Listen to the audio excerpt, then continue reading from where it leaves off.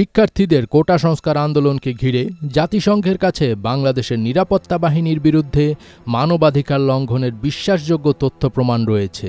এছাড়া এই আন্দোলনে নিরাপত্তা বাহিনী অতিরিক্ত বল প্রয়োগ করেছে বলেও সংস্থাটির কাছে বিশ্বাসযোগ্য তথ্য প্রমাণ রয়েছে।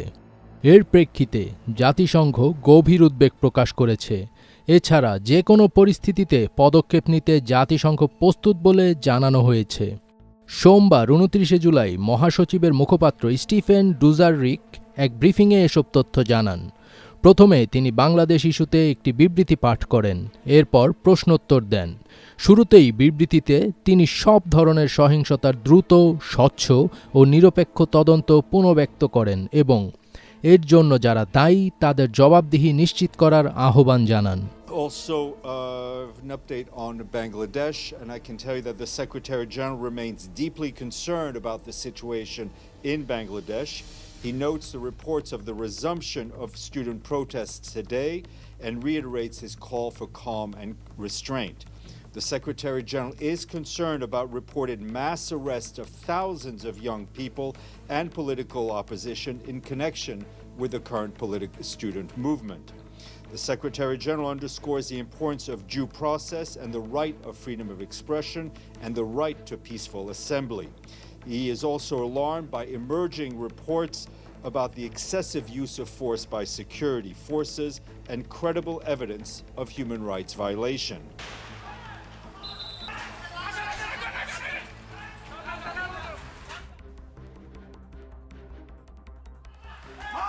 ডোজারিক জানান, শিক্ষার্থীদের আবারও শুরু করা বিক্ষোভের বিষয়টি তাদের নজরে এসেছে। চলমান পরিস্থিতি নিয়ে জাতিসংঘের উদ্বেগের বিষয়টি তুলে ধরতে অব্যাহতভাবে ঢাকা এবং নিউ ইয়র্কে বাংলাদেশের সংশ্লিষ্ট কর্তৃপক্ষের কাছে বার্তা পাঠানো হচ্ছে বলে উল্লেখ করেন তিনি।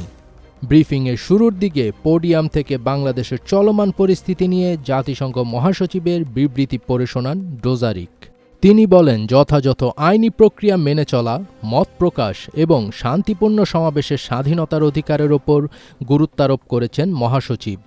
আইনশৃঙ্খলা বাহিনীর সদস্যরা যেভাবে বিক্ষোভ দমনে অতিরিক্ত বল প্রয়োগ করছে এবং মানবাধিকার লঙ্ঘনের বিশ্বাসযোগ্য যেসব প্রমাণের খবর প্রকাশ পেয়েছে তাতে শঙ্কিত তিনি। He reiterates his call for all acts of violence to be investigated promptly, transparently, and impartially, and for those responsible to be held to account. We continue to raise our concerns about the situation in the country with relevant authorities, both in the capital Dhaka and here in New York, and we count on Bangladesh to respect and uphold human rights, including as a troop contributing country to the United Nations peacekeeping missions. We've taken note of the statements by the Bangladeshi authorities that UN-marked vehicles are no longer being deployed within Bangladesh, and we remind and reiterate that UN troop and police contributing countries are to use UN insignia and equipment marked with the UN insignia only when they are performing mandated tasks as UN peacekeepers in the context of their deployment within a UN peacekeeping operation. সব ধরনের সহিংসতার ঘটনা দ্রুততা, স্বচ্ছতা এবং নিরপেক্ষতার সঙ্গে তদন্ত করে দোষীদের শাস্তির আওতায় আনার আহ্বান পুনর্ব্যক্ত করেছেন জাতিসংঘ মহাসচিব। ডোজারিক আরও বলেন, বাংলাদেশের চলমান পরিস্থিতি নিয়ে ঢাকা এবং নিউ ইয়র্ক উভয় জায়গায় সংশ্লিষ্ট কর্তৃপক্ষের সঙ্গে আমাদের উদ্বেগের বিষয়টি অব্যাহতভাবে বলে যাচ্ছি। জাতিসংঘের শান্তিরক্ষা মিশনে অন্যতম শীর্ষ শান্তিরক্ষী প্রেরণকারী দেশ হিসাবে আমরা বাংলাদেশকে মনে করিয়ে দিতে চাই তারা যেন মানবাধিকারকে সম্মান জানায়। তিনি আরও বলেন, বাংলাদেশ কর্তৃপক্ষ আমাদেরকে জানিয়েছে যে জাতিসংঘের লোগো সম্বলিত গাড়ি বিক্ষোভ দমনে আর ব্যবহার করা হবে না।